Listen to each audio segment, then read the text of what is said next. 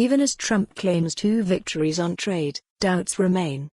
Washington, AP. President Donald Trump's trade deal with China last week opened up export opportunities for American farmers, manufacturers and energy producers.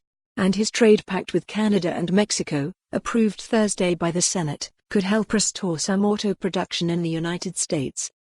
Yet perhaps more than anything, last week's twin breakthroughs on trade provided a breather from 2 chaotic years of Trumpian policymaking, involving threats, truces and heavy U.S. tariffs imposed on friend and foe alike on a scale unseen since the 1930s.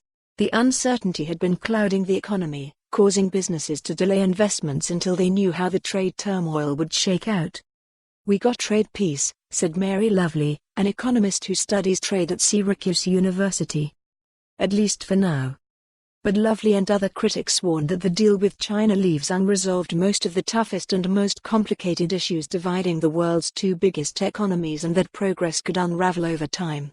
They also cautioned that the new North American Trade Pact, though it might spur some job growth, will likely make American-built cars more expensive and less competitive globally. Whatever the outcome, the president's approach to trade marks a clear break with 7 decades of U.S. policy that had favored ever freer world commerce.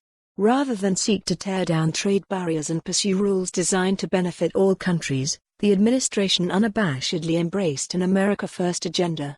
Armed with tariffs, threats and combative rhetoric, it sought to force concessions out of China, Mexico, and Canada. Previous presidents would have said it's about win-win, it's about trade liberalization, it's about global growth, said William Reinsch, a former U.S. trade official now at the Center for Strategic and International Studies. Trump would say, no, it's not.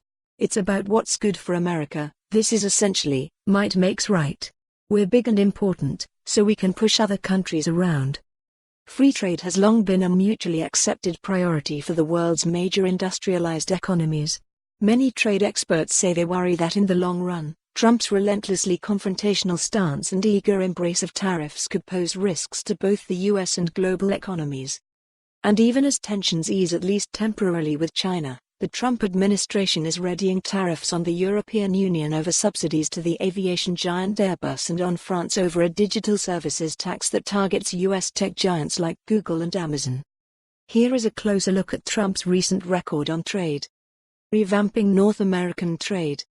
Senate has voted 89-10 Thursday to approve Trump's U.S.-Mexico-Canada agreement, a month after the House had passed it 385-41.